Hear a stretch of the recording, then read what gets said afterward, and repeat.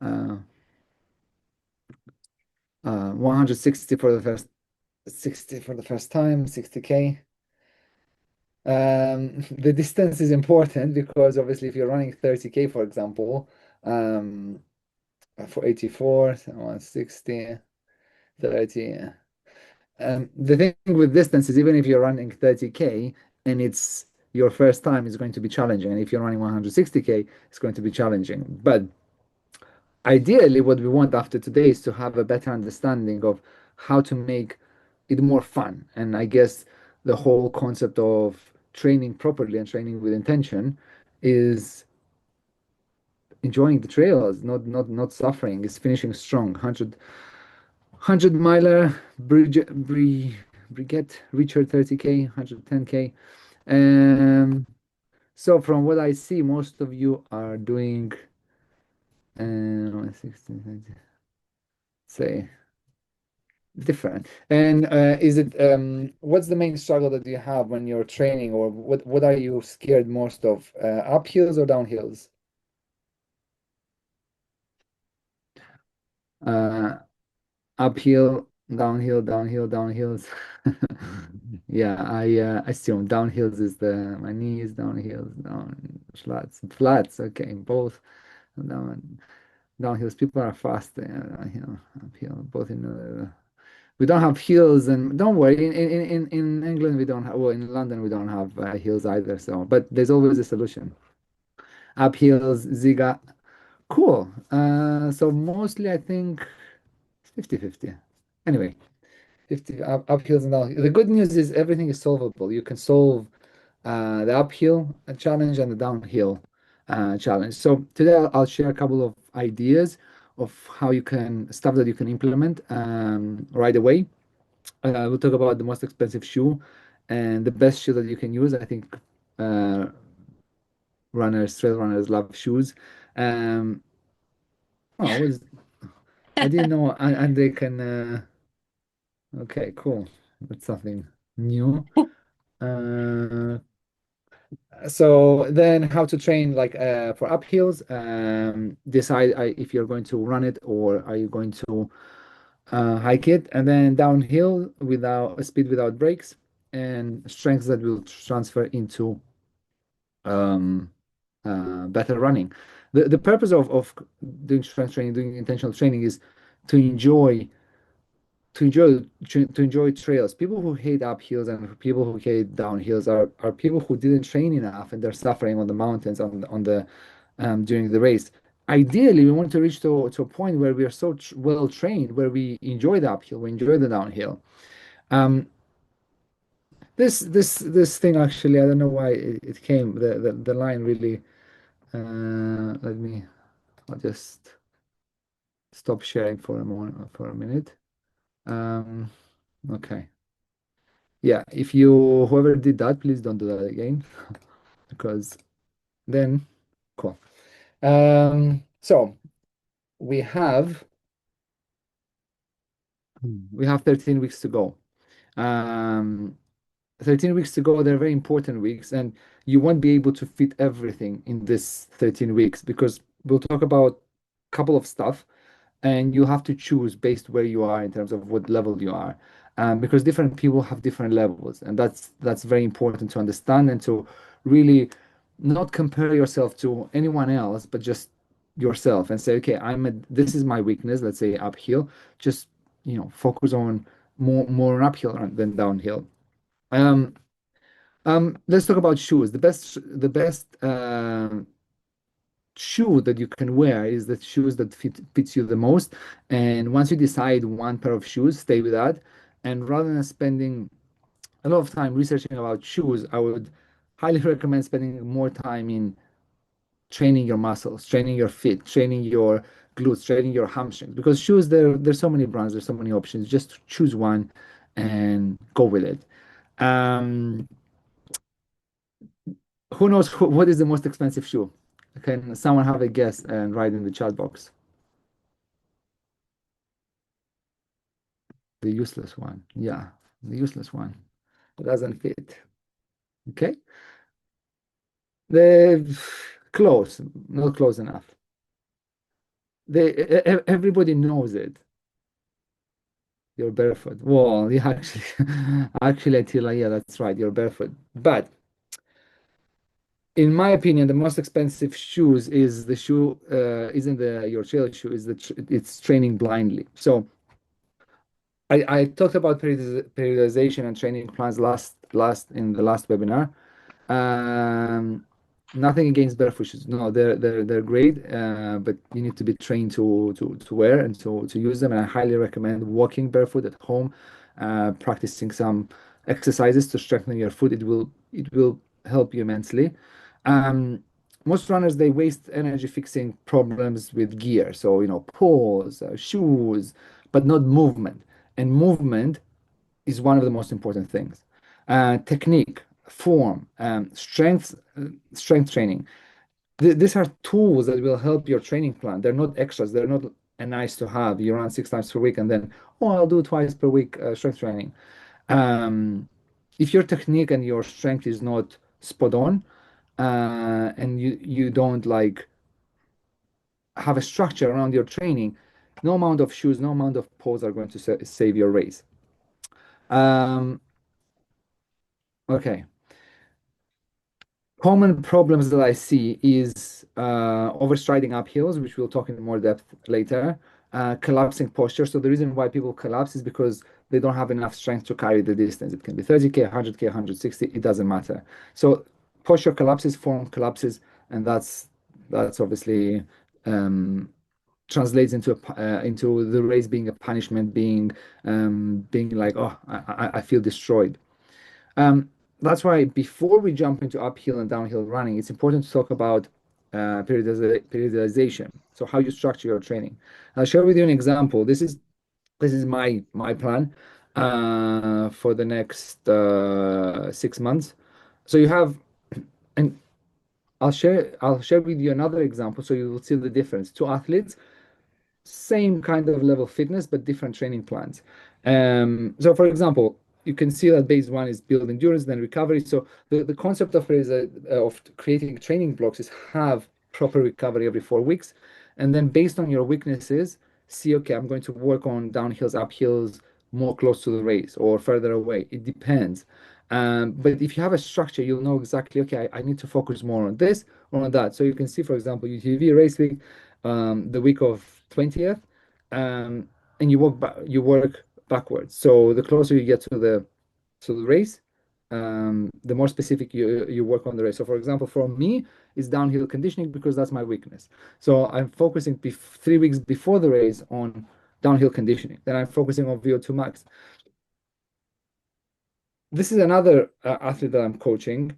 He has similar fitness to me, but his plan is completely different. He's focusing on movement quality, aerobic, a movement reset, and then recovery. And it's a different race that he's training for. But the idea is that you have two athletes, but two different programs. Same distance in a way, kind of, but you can see how different this is, right? Um, that's why the first step before we go into um, uphill and downhill is understanding, okay, what do I need to train for? What is the next block, the next 4 weeks do I need to focus on? Is it movement quality? Is it muscular endurance? Is it threshold? It all depends from where you are right now. That's why in fitness and running, there are a lot of nuances. And no app, no AI, no technology will tell you those nuances. You have to know your body and you have to understand, okay, these are my weaknesses, these are my strengths, and this is where I am right now. Running form. This is, I think, one of the most um, things that a lot of runners miss. So this is someone that I coach. We did a form assessment, running form assessment, and you can see that his running form is 53%. Now, it's not that it's bad, but when you go deep and you say, and when I asked him if he has any injuries and all that stuff, he said, yeah, just a bit of niggle on his left hamstring. And then after the analysis, what we saw that he has excessive pelvic drop during his right foot landing. So this is quite dangerous because this is how injuries happen. You will not feel it, like he doesn't feel that his right pelvic is more not aligned, but it's 6 degrees. It should be nearly 0 to 2 degrees. So what this does basically, the consequences is he'll get injured, tibia pain, knee pain, lower back pain, but he won't get pain from running 10K a day or doing long runs. He'll get pain once a lot of load is loaded. So as you can see, rather than focusing, let's say, on muscular endurance and more long runs, we need to focus on his movement. That's why in his plan, as you can see, it's movement quality, a movement reset. Even in his strength plan, we removed one of the runs and we added more mobility because he needs to work on that. Because if not, if he neglects, he might finish the race. He'll do great, but in a year he'll get injured and the cost will be too high. Um, okay, so how do you go uphill? Do you run it? Do you hike it? You have to decide, and that depends on how many hills are you going to have. What's your efficiency uphill? What's your cadence? What's your arm drive? And this goes back into your running form. So how do you run uphill? Do you have a long stride? Do you have a short stride? Do you have to understand the best way to do that to see is record yourself when you go next time and do a training run, record yourself and then just see how you run. Where are your hands, where are your foot, how do you feel? And ideally you want to record yourself when you're fresh and then when you're tired, because when you're tired you can really see how your form will collapse. Now I would suggest in the beginning hiking it. So say okay, but that depends on the athlete. So I'll say maybe your strategy is in the first, if you're doing let's say 100K, in the first 50K you hike it. In the second 50K you're going to push harder, or you're going to do hike for 5 minutes and then run for 5 minutes. So it all depends from your race strategy and what your goal is. That's why it's important to sit down and say, okay, what is my race goal? Um, just to finish a race is a very vague goal. So you have to say, okay, my goal actually is to, whatever the goal is, see the time that you want to finish. Finishing strong again is very vague. Um, there are a couple of drills that you can do. So before every run, maybe find 3 drills that you can do every single time religiously to improve that. Um, and that's why, like I said before, and I will always say that it's important to see where your block is. What are you training for? If we had a lot of things in one go, well, you understand that the body is not going to be, we're working this muscle, we're doing this. Like you need to have clarity, you need to have structure. There is someone that I'm coaching that ideally he shouldn't be doing a race this year. He should be doing a race next year because there's a lot of things to work. And when there's a lot of things to work, well, the risk of injury is high.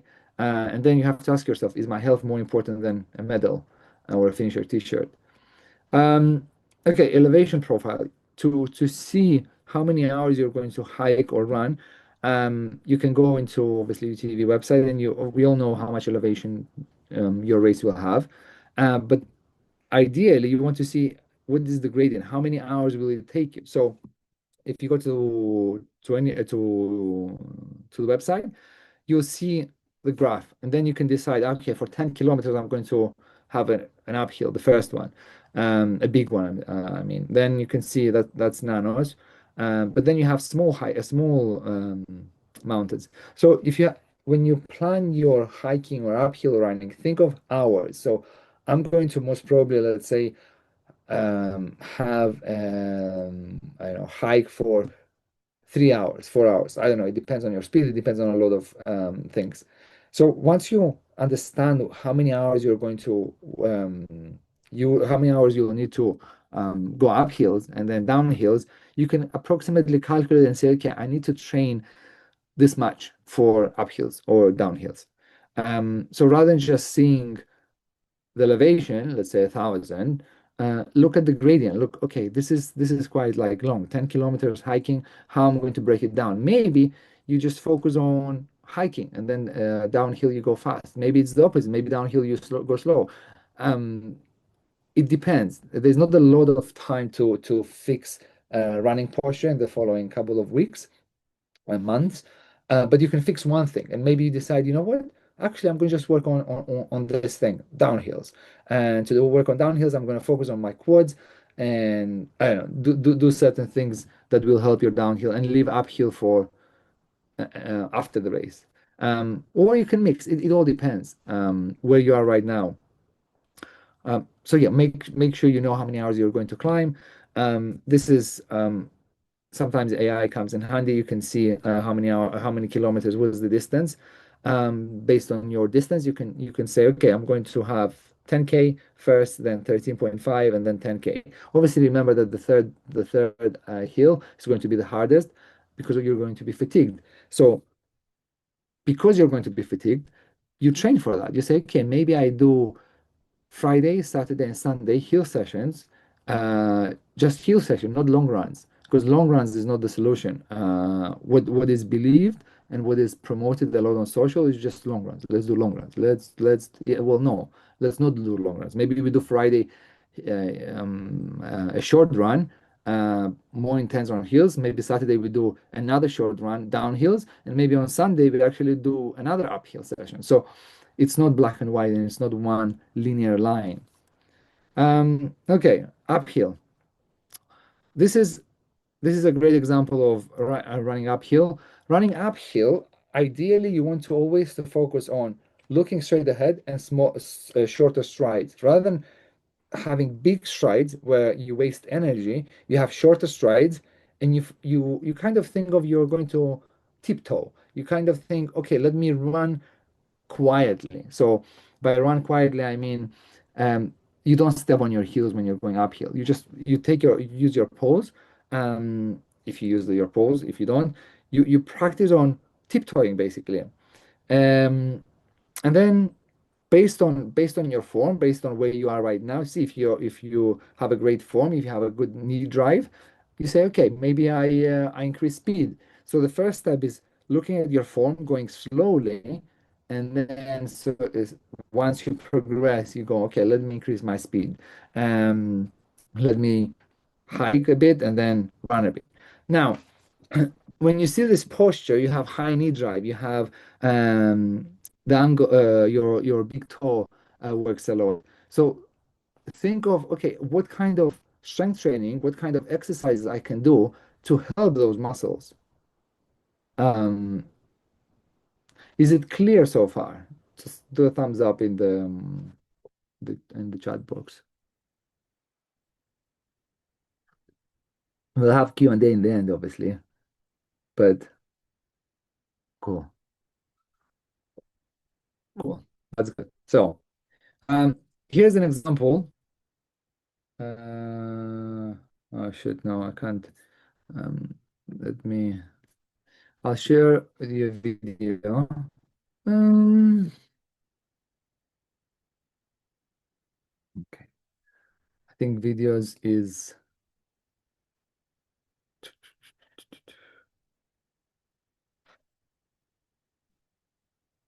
okay. Desktop two. Here you go. So this is a video of. I assume you can. Yeah, you can see. So in slow motion, you can see where his head position is. Lack of hip extension. Internal. Obviously, you can see that it's like it's not the best. And a lot of times this happens when we are tired. And the solution to this posture is pretty simple, um, which most people don't like it, but hey, it's strength training. That's the solution. You do strength training and you improve the elements that are that you know that you need to work on. Um, okay, so this is another example. Two athletes. One is a pro athlete, another is a hobby athlete. The stride is so much shorter of the pro athlete than the recreational runner that it's incredible. So by the time they reach the top, who do you think is more tired? The one who does shorter steps and thousand steps, or the one who does 50 steps but long strides? Have a guess. Uh, Big steps. Yeah, because you're using, yeah, exactly, big steps because he's more tired. The goal of working on our form and working on technique and strength is when we are tired, when our body is like, oh shit, it's a long distance, it's like, well, you train that, you do strength training, you do mobility stuff, and not just stretching. Stretching is good, but for trail running, for training for long distances, it's not good enough. We need to do mobility with strength training together, combined for trail running, and we'll go in more depth in a bit. So short step power climb. So you can go focus on your hips and try to next time you go do hill sessions, focus on tiptoeing. Exaggerate it. It's like do smaller steps because when you practice and training, the stuff that you're going to perform on race day is going to be so much. You want to create muscle memory, and the way we create muscle memory is by practicing, and we all know that. So every time you go out and say, okay, you know what, this run, I'm going to focus on small steps, going uphill. That's it. Don't look at the watch. Don't look at the pace. It doesn't matter. Nobody cares. Let's say you do 10K uphill running, and you just focus on your small, shorter strides. And if you do that for, I don't know, 20 times, when race day comes, it's going to be muscle memory. You're not going to be thinking because when race day comes, you don't want to be wasting mental energy about, oh, should I be using pause or should I not be using pause? Or it's like it's muscle memory. Who uses pause or thinks not to use pause while running UTVV? If you want, just write in the chat box. How many? I think a lot of people pause. Yeah, no pause. Okay. Out of curiosity, why, Diego, you're not going to use polls? And Florian never used Mark. Never used polls. Okay. So out of curiosity, if you can write why, depends on the amount of elevation. Don't know if to use polls. Okay. So it's something personal. But if you're going to run and you're not if there's a specific reason, maybe your arm strength is not your arms are not strong. Yeah, don't use poles or train them. But I highly recommend for distances like this, even 30K, use poles. You have a second advantage. Advantage is like cheating in a way. It's like when your legs are tired, you just use the poles, but practice. Don't show up at the race day at UTV and freaking hell say, oh shit, this is the first time I'm using poles. Where do I put it? Where it's like if you're going to use poles, now is the perfect time to practice. If you're not using poles, that's fine. There are a lot of fast runners that they don't use pause, which is great. I personally think if you I didn't see the reason why Florian I think doesn't want. But yeah, if there is no particular reason about maybe you have a shoulder injury or something, then I highly recommend practicing with pause. And yeah, just it will help you. It's basically cheating. I'm joking, obviously. It's not cheating, but you will help your legs so much more using poles. Um, okay, run hike. So maybe you go from um, I'm going to walk uphill. You're going to run a bit and then hike a bit. So for example, you decide and say for 30 seconds, I'm going to run and then for a minute, I'm going to hike. So you have to decide what strategy you're going to use. Um, Power hiking, somebody mentioned, yeah, Matei said power hiking, power hiking. But all this stuff you have to decide before the race on your training runs. So for example, you might say, you know what, for 10 minutes, I'm going to power hike. For 10 minutes, I'm going to walk. For 10 minutes, I'm going to run. It depends. It depends on where your fitness is right now. And transition into it smoothly. Don't do random stuff. Like think in advance. My race is 30K, 100K, 160, whatever the distance is, and say, you know what? These are the hills that I have. I have, let's say, 5 hills, and this is my strategy. And based on that, take that into your training and say, okay, I'm going to hike the first 3 climbs, and then I'm going to walk them. It depends, whatever you feel more comfortable. Um, Downhills, speed with no brakes. Downhills is a huge thing, as we saw a lot of trail runners, they're scared of downhills, and that's okay. There's nothing wrong with it. In my mind, I prefer going slowly downhill. just because I want to finish injury free, and I wouldn't sacrifice speed just to finish, I don't know, 30 minutes quicker because I don't care. I prefer running the next day or in a week over. So there's nothing bad about downhills if you go slower. If it's a conscious decision and you say, you know what, I'm gonna go slower, and that's it, just go slower. Don't push yourself and say, you know what, I'm going to push hard and then have ankle strain or an injury. So, but one of the number one reasons why I think downhill running is so hard is because mentally we're holding ourselves back.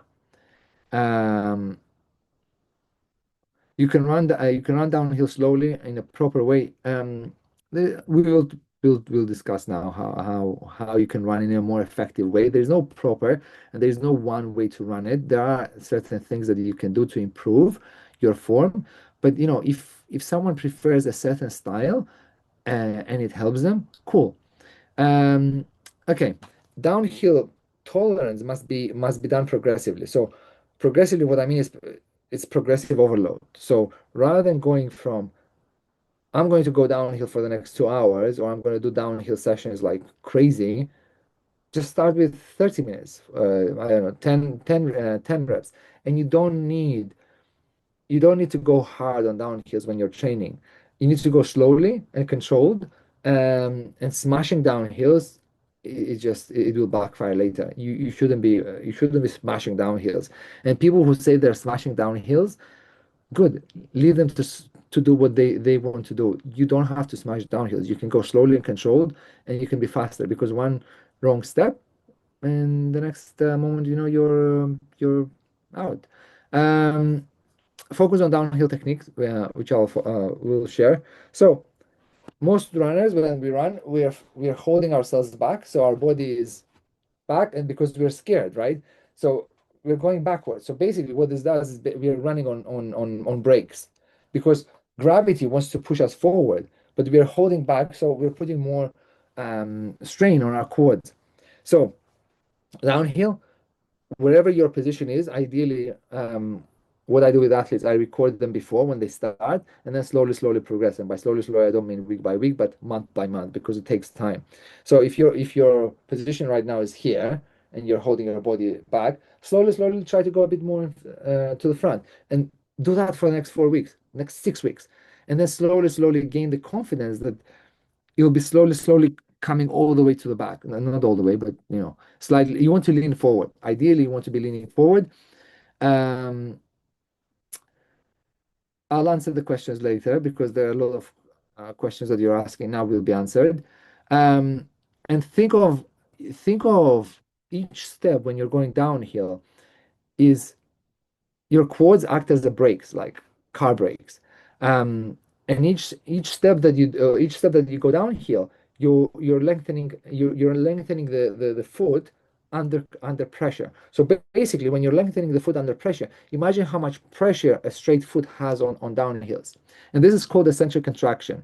So what it means, basically, it causes more muscle damage uh, than uphill running or flat running, on flat terrain. So the more you brake, the more to the back you're going, the more damage you're creating because you're putting on brakes. So the solution, um, arms, you can have them on the side. That's like, you shouldn't follow religiously a certain thing. Like you can have your hands here, but ideally, for me, I find it way more easier when I have my hands on the side. And think of an airplane, like you're controlling because you want your hands not close to you, but you want a bit of control. Um, Chest up and don't look down. I know we're always looking down because we want to see what's in front of us. You want to look 10 to 15 meters in front. And that way, even actually not 10, 15 to 20 in front, because that way you'll have more space, you'll have more breathing air to see what's not under your legs, but actually a bit in front. And then, um, yeah, think of landing quietly mid-foot. You don't need to land on heels. If you're landing on heels, it means that's, yeah, an injury screaming. Here's an example. How do you think this guy is going to finish his race with that landing that he has? Yeah, and he's a pro athlete. He's not finishing. Yeah, he's not finishing. So the other thing that's important to understand when we look online and we read different books and athletes, they're great, but they're not. Um, they have a lot of flaws. Like they're doing stuff. I'm coaching someone who is an amazing runner. He's fast, uh, but it's genetics. It's not his kind of skill. He's not training like properly. He's not doing intentional work. Certain people in this world, they have great genetics, and we shouldn't forget that. And especially in running, if someone is fast and someone is winning races, and they're telling you, yeah, you should be doing zone two, or you should be, it's like, no, you should be doing zone. That works for you. So the goal is always to find what works for you. Yes, there's science, there's certain frameworks that we need to use, but if you see a pro athlete writing an article or sharing on a podcast, you should be doing this, you should be doing this. It's like, no, you shouldn't be doing this. You should see what works for you, because yeah, and a lot of athletes, unfortunately, they have the mindset of this works for me, and it will work for you. I had a call recently with an athlete coach, um, and yeah, I asked him like, yeah, so to coach me, what are you going to do, blah blah blah and stuff. And it was fascinating. Like everything that he does, he said, "Yeah, I'm doing this, and this is why I won these races, and you'll do the same." And when I asked him about like form and stuff, it's like he's like, "Oh no, no, you don't need that." It's like, no, that's actually wrong. So always deploy critical thinking. Whoever you're listening to me, it doesn't matter. To any coach, it's like, will this work? Like I said, there's science, but you have to think, how can how because sometimes certain people have certain muscle imbalances that they need to work in a different way. Um, the other thing, now that I mentioned muscle, I would highly recommend. So with the previous athlete that I shared, when we did the running form assessment, so we did a movement form assessment as well. And when he was squatting, his knees were bending in. When you squat, you want your knees out. What it means is that his posterior chain is much more stronger.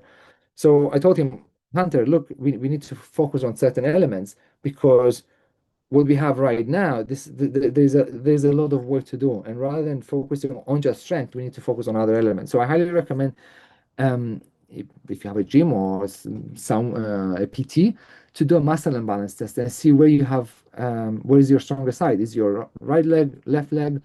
It will help you with your trail running, and it will help you with your strength plan. Because rather than I'm going to share some exercises with you. Rather than just doing some exercises from the internet, or even the exercise I'll share with you, if you have, let's say, a weaker left foot, which we all have muscle imbalances, you need to focus on that rather than doing that exercise, because this particular exercise might damage that and make it worse. Um, okay, so this was me this weekend. I was running, and it was quite muddy. And what I was doing, I was practicing shorter steps. It was muddy, so I was like, okay, I need to gain more confidence going downhill a bit faster. So what you do, like let's say you have mud, you have stuff, it's like just stop and say, okay, let me do the next 10 minutes, go slowly, and make sure this is really important. Wear the shoes that you're going to wear on race day, but then make sure that you fall in love with your shoes and you develop trust. So one of the things that people talk about the shoes and all that stuff, which is great. But if you change constantly the brands of the shoes, if you change different, it's like you're not gaining trust with the shoes. You need to trust yourself, and you need to trust the gear that you're wearing, the shoes that you're wearing. So I've been using the same shoes, the same brand for years now. Not because they're the best, but because I learned with them and I trust them, and now I'm gaining more confidence in them. So whatever shoes you're wearing, say, okay, these are the great shoes, and then go down hills and go slowly, slowly. Step um, on the grass, I want to say, on the trails, and just go slow and see how you feel. Try to slide, try to fall, go a bit forward, go a bit backwards, see how you feel. Stop, pause, and be more mindful of your movement, because it will help you so much. Rather than just going running around and having headphones and listening to music, just pause and say, okay, if I do this, if I step on a stone, for example. So one of the things that you can do is you can use stones to your advantage, especially when it's muddy. Like on the side, you can see here there's a tree. So let's say you're going quite fast. You can use this tree to kind of pause, not to stop completely, but um, to go a bit slower. Um, here, here's an example. I will play, yeah. So you see how slowly I'm going. So basically, what you want to do in your own time is just gain more confidence, gain more trust in yourself. Um, you know, light steps. Aim to gain more confidence. Aim to decrease your the length of your the length of your stride. Okay. Um, if you remember anything after this webinar, just downhill running. Quick feet, quiet feet. Think that you're, I don't know, running away from something and you don't want, and you don't want people to hear you, or think like you're a little mouse and you're running down hills with I don't know, Jerry's behind and you have cheese, you know. Quick feet, quiet feet, like tiptoe. Um, cool. So we'll move into strength training. So far, so good. Same question as well, no problem in leaning forward, but how to control speed then? Either can't cycle legs fast enough anymore or start stomping. Um, Leaning forward, let's see. We'll come back Should on we it's should we do all the questions after or yeah, we'll do them after okay. because you might get the answer from strength training. Okay, number one thing, trail running, strength training, a lot of PTs, a lot of people, they just do body weight exercises. Let's do squats, let's do hamstring, let's do deadlifts, whatever. But we are runners, we're trail runners.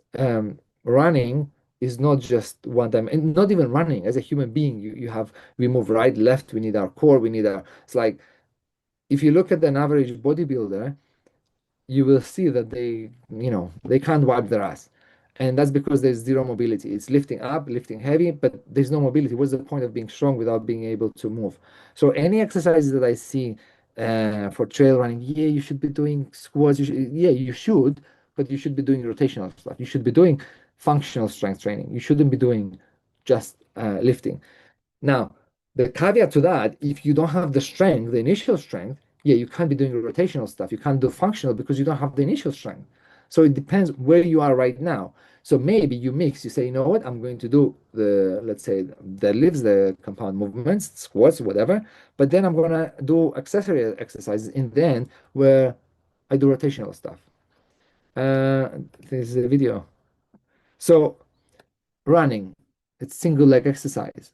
You do single leg deadlifts, single leg, anything that has to do with one leg, added to your routine. Calves, ankles, hips. Hips are a huge thing. So rather than doing, let's say, Bulgarian split squats, which nobody likes, uh, do rotational stuff. So this is an example. Just you modify slightly based on your strengths, based on your weaknesses. So Bulgarian split squat, you do rotational stuff because you're working your legs, your quads, your hamstrings, and then you do a rotation as well. Which for running you need the rotation, so you work your core as well. You take less weight, and you do, let's say, 12 reps. Um, if you're stronger, you can do, and you want to increase strength, you do 6 reps. Um, okay. Foundational strength. So, single leg strength, essential quads, calves, ankle stiffness, hips for posture. So these are really important to add to your program, and you will see a difference within 6 to 8 weeks if you do them 3 times a week, twice per week minimum. You'll see a difference. You'll be running more smoothly. You'll be enjoying going down hills. You'll be enjoying going up hills because you'll feel the strength. But you need to focus on that and you make it a non-negotiable. The other element that you need to add is plyometrics and explosive work. So plyometrics, you jump right, left, do low volume, high quality, and yeah, not just two exercises. Have if you do a plan for yourself for strength training, let's say you do in your plan, you should include single legs, plyometrics, mobility that helps your strength. Um, for example, one exercise that I will 1 minute I'll share with you. I recorded it today to share with you. Just give me a second. So, if you're how many people work in an office? Uh, until the video comes to my laptop. The thumbs up. Okay, cool. So, not a lot of people. I know a lot. Okay. So, if you work in an office, most probably your your posture you know, is not the best. So when we are running, we want to breathe better. So what's it? Yeah. So you want to breathe better. One exercise that I recorded today for someone who has tight shoulders, coaching is this.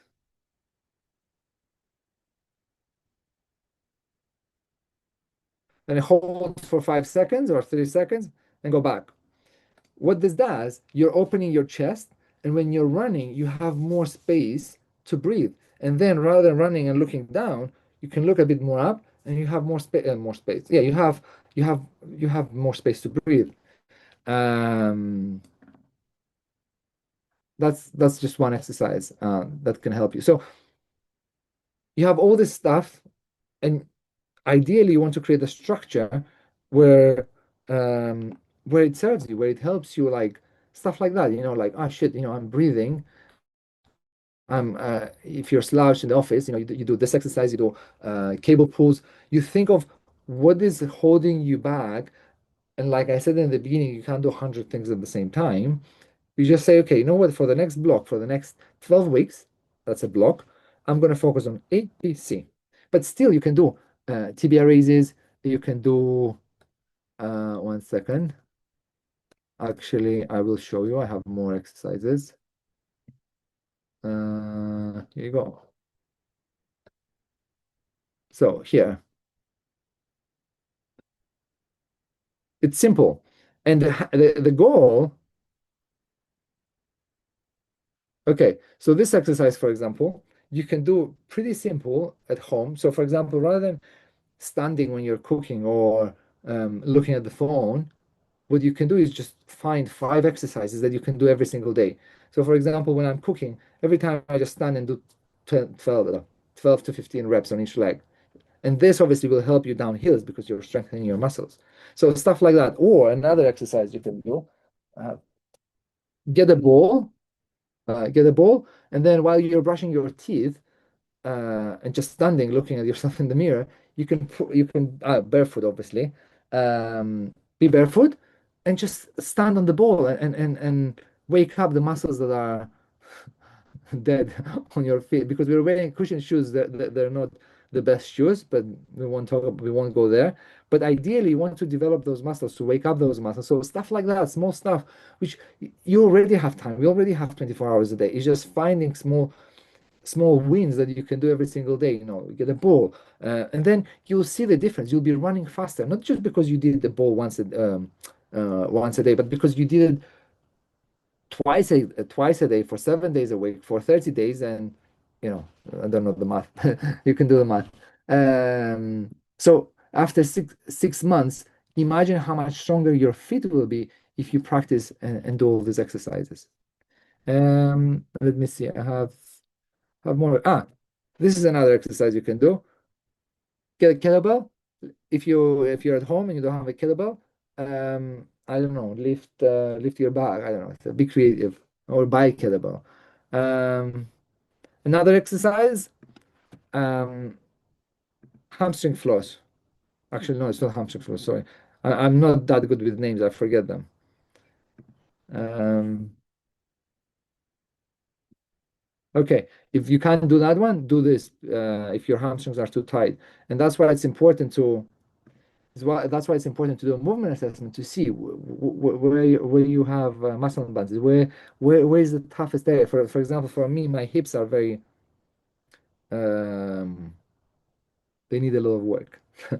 Yeah, that's it. That's the some exercise. Obviously, there are a lot. Um, ah, this is another. You can use this one. You can use at home, couch, and ideally, you want this leg to be close to the wall or to the couch, and then you have to push backwards.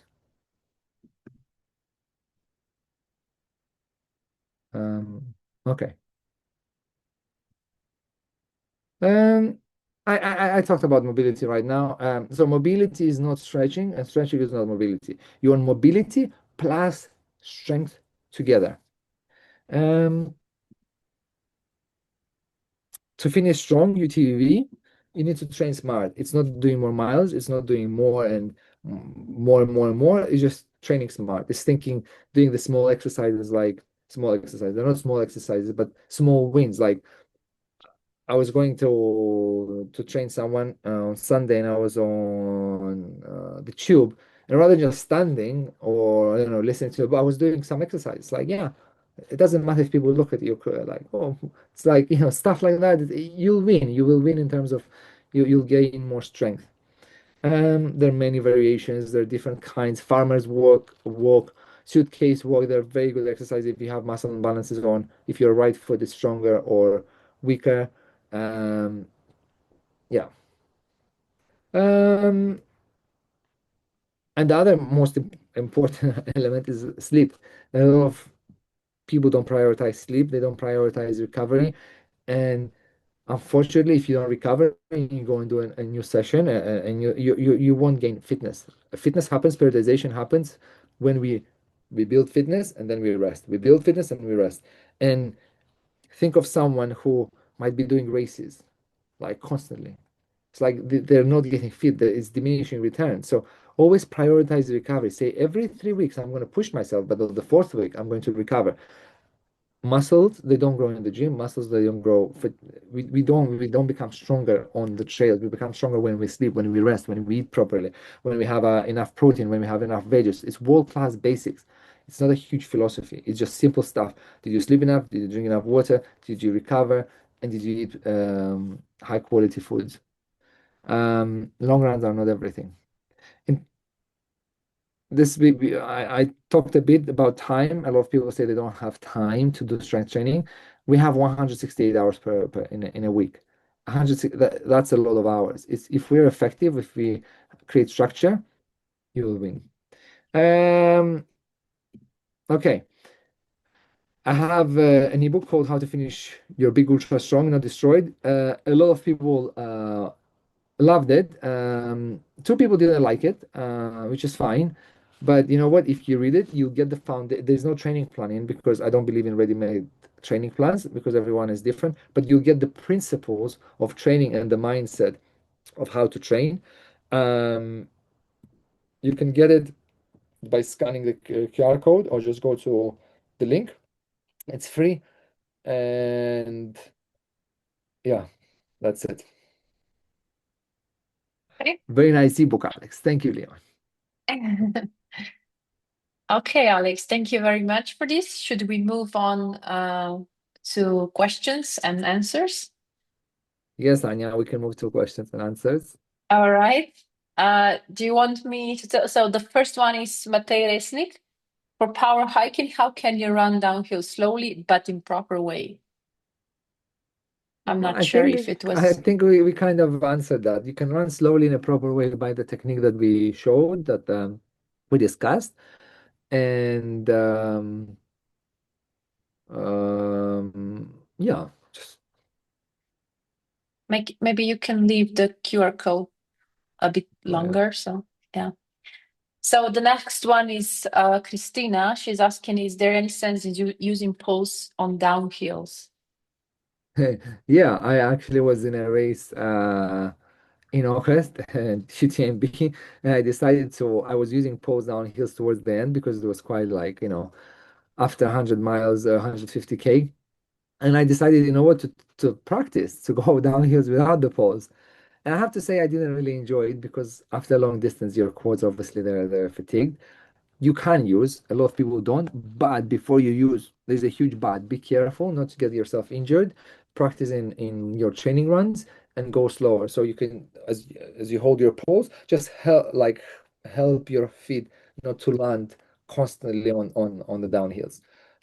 Yeah, but I think you should and you can use, and yeah.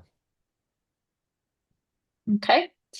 Then Leon is asking how to train downhills. This one is the first one, I think, with no hillies around. No, no what?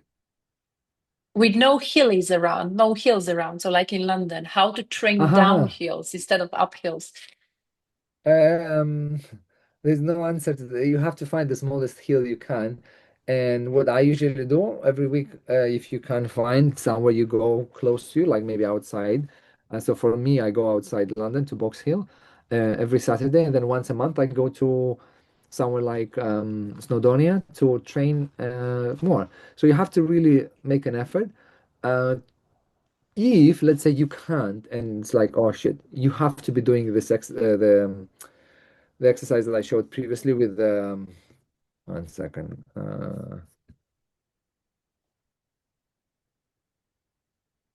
No, no. Where you stand on one leg. So like do 100 times, but I think you'll get bored. So because you want to strengthen those muscles.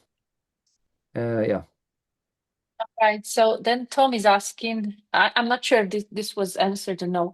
No problem in leaning forwards, but how to control speed then? I think it's for the downhills. Either can't cycle legs fast enough anymore or start stomping. No, speed will come as you let go. I think the key is just letting go. I think just let go of the worry of what if I fall. If you fall, you fall, but you won't fall. Just of the let go of the desire of trying to control. This is like something that I've been working a lot of. Like I don't want to control when I'm going downhill. It's like I let go, and it's not easy. I'm not saying it's like, yeah, tomorrow you're gonna go and you're gonna let go and then jump on your bum. But slowly, slowly, like when I go to and do downhills, it's like, okay, let me let go just a bit. So, and then slowly, slowly it will develop. It's not a quick band fix, and it's like, yeah, just speed will come because then you feel more confident, and confidence comes from practicing more. So one day you go a bit more, and then you go a bit faster, and that's it. And unfortunately, it comes with practice. It doesn't come with more books or videos. All May I right. follow up because I didn't get the answer actually? Because it's not a problem that I don't get speed. I get too much speed. That's my thing. Haha. So I don't have any issues leaning forward. That's what I'm saying. Usually I get too fast and I Uh-huh. can't keep up with it. So what do I do? But that's a good problem to have. Well, Did until you you did you fall? Did you fall? yeah, Do you not fall yet when? actually. Okay, so that's a good problem. So most of us we want to go faster, but you're going fast. So if you're scared of going too fast, what I would suggest always look for like tree, like I showed in the video, where there's the ground is more steady. So usually on the sides. So you step on the side a bit, and then you come a bit down. That's the way to like kind of to pause. You see, because that's why you shouldn't be looking down, as most probably you know. Look front and see, okay, I can kind of stop a bit there, have gain more control, and you step on the side. Or if you see a big rock that is kind of steady, you have to use your intuition and say, okay, I think this rock is steady, and then use it to kind of pause, but don't go with your heels, obviously. Just yeah, trees. I usually put as our foot is like this, use this to go on the side. One like then you'll stop. I stop last slower. All right. I think this is the last question, and I think it was already answered, but I'm not sure because I couldn't follow everything. So Niklas is asking, what's your opinion on tibia raises? I think you Yeah. already Yeah, that's very approved good. It's one them. of the exercises that I do. There's no Okay. wrong exercise. I mean, yeah. Okay. I think Leon, maybe. I have some hip pain after 30K. Find it hard to find proper exercises to get better. There you have some tips. I know it really yeah, if you have any tips on that. Hips. Yeah, hips are a huge No, if you thing. have any tips on his hip pain after 30K. Ah, It is hard for him to find proper exercises. hard like tips for the hips. Ah, okay. Well, there are no tips. There are exercises for the hips, and I can. So one exercise, both legs down. I don't have a lot of space to lie down and show. Both legs down. Put maybe I have it. No, I don't. I didn't do a video yet. So both legs down. Put a foam roller on top. Sorry, in the middle, and then lift the one leg up, right, and then down, and then this down. Got it? Hopefully you got it. So that's Maybe that's one. maybe we will post a link to the YouTube video later. Yeah, just send me an Instagram message and I'll do it tomorrow. Send me tomorrow an Instagram message when I'm in the gym and I'll send you a video.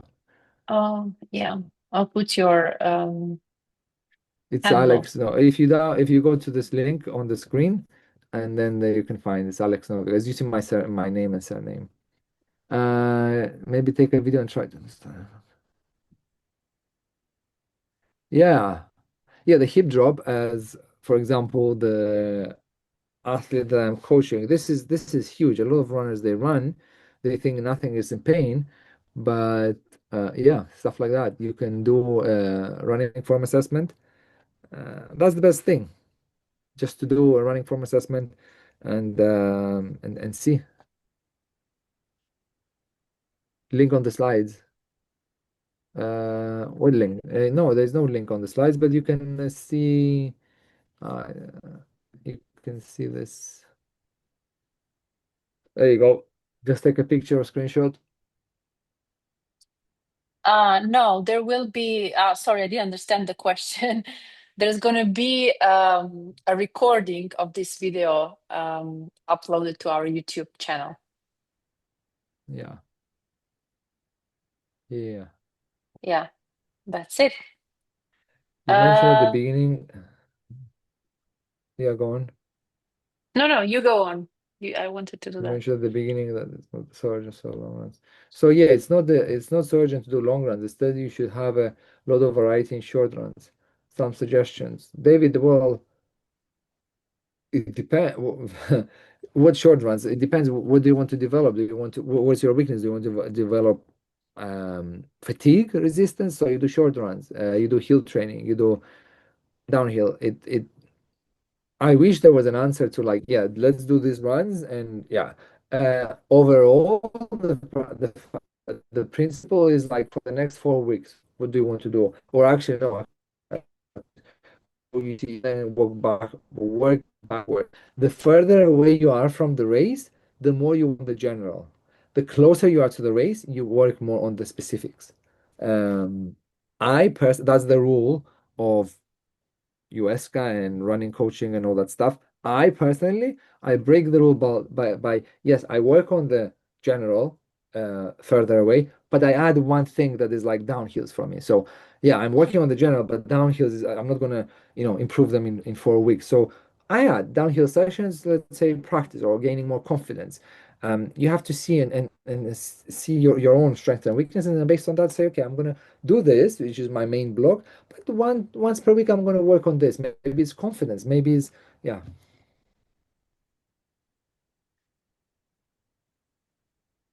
Okay. There was one more from Tom. Downhill, how do you decide? It's too steep and won't run it, but will walk. How do you decide either to run or to walk the downhill? Whatever you feel comfortable at the moment. If you feel comfortable, walk it. There's no rush unless you're going for podium. But if you're not going for podium and you're middle of the pack runner, well, walk it. No, there's no point of risking somebody posted that they sprained their ankle or something. It's like there's no point of injuring yourself or freaking downhill. So it's basically, if you think about it, it's letting go and acceptance. You let go of controlling to go downhill and accepting that this is my strength right now downhill, and in a year I'm going to improve by doing ABC. So It sounds very simple. yeah, that's All right. I think we can finish. Leon said, I like these webinars very much. It helps me get focused. Thanks a lot. it's a 5-star review. Thank you very much, everyone, for coming. Thank you very much for Yeah. everyone for coming. Yeah, we're already planning the next webinar, so stay tuned.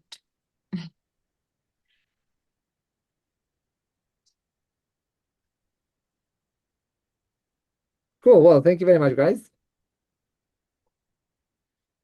Thanks, Alex. Nice to meet you at GoPT. Ah, yeah. Francesco, yeah. Well, I see you run in Slovenia all the time because of your girlfriend. Yeah, Alex, ciao. Hi. This is amazing how people meet and greet because they're trail runners. Yeah. Amazing. All right. Thank you, everyone. We'll close this session. Bye. Bye. Bye. Bye.